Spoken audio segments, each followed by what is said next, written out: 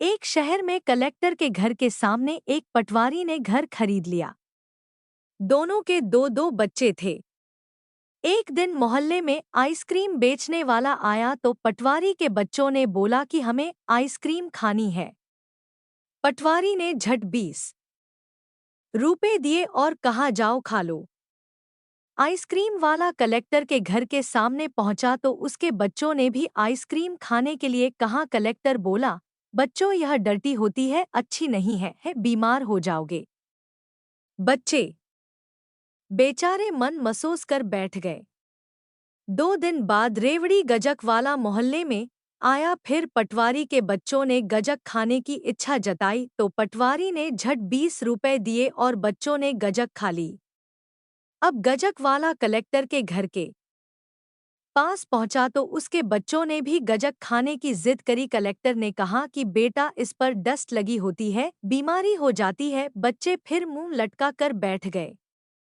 कुछ दिन बाद मोहल्ले में मदारी आया जो बंदर नचा रहा था। पटवारी के बच्चों ने कहा हमें बंदर के साथ खेलना है। पटवारी ने मदारी को 50 रुपए दिए और थोड़ी देर बच्चों को बंदर से खेलने को कह दिया। बच्चे खुश।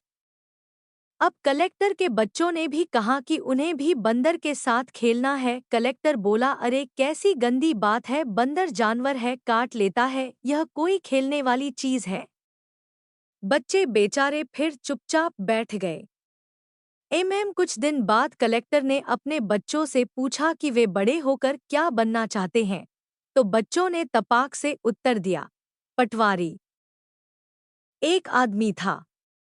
वो लंबी लंबी हाँकने का बड़ा शौकीन था। जब भी कोई कहानी सुनाता तो उसे बढ़ा चढ़ाकर ऐसा बना देता कि अक्लमंद तो क्या, जाहिलों मूर्खों को भी उसकी बातों पर यकीन ना होता। एक दिन उसके एक दोस्त ने समझाया कि यार अपने हाथ हल्के रखना चाहिए। इतनी लंबी हाँकते हो कि मूर्खों को भी तुम्हारी बातों पे शक होने लगता है। लोग हंसते हैं, तुम्हारा मजाक उड़ाते हैं, अब संभल जाओ। उस आदमी ने कहा, ठीक है, अगली बार जब मैं कोई कहानी या लिस्सा शुरू करूं और तुम्हें लगे कि लंबी हाँक रहा हूं, तो बस थोड़ा सा खांस देना, मैं समझ जाऊंगा। उसके दोस्त ने कहा, ठीक है। एक दिन वो आदमी दोस्तों की महफिल में बैठकर एक लिस्सा सुनाने लगा कि मैं एक बार किसी भयानक जंगल में जा रहा था। तभी अचानक मैंने देखा कि वहां एक बहुत बड़ा सांप था। मुझे लगता है कि सांप लगभग 140 फीट लंबा होगा। उसका दोस्त उसकी इस बात पर थोड़ा खांसा। वह आदमी कुछ हड़बड़ाया लेकिन उसने कहना जारी रखा, मैंने सोचा कि इतना बड़ा कोई सांप नहीं हो सकता। मैंने सोचा चलो लरीब जाकर देखना चाहिए। तो मैं धरीब गया और देखा, अनुमान लगाया कि सांप लगभग 110 फीट का होगा। उसका दोस्त फिर से खांसा।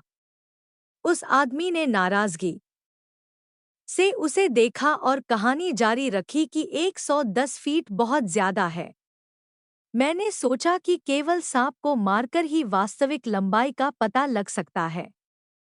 जब मैंने सांप को मारा और मुर्दे को दरीब से देखा तो ख्याल आया कि 90 फीट कहीं नहीं गया।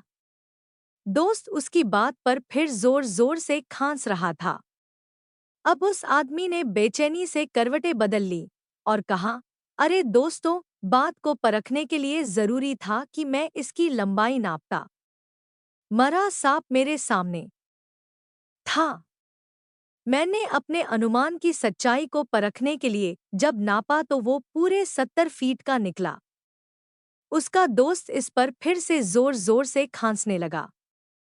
तो उस आदमी ने पलट कर कहा, अबे यार, अब क्या फायदा, अब तो नाप लिया गया है।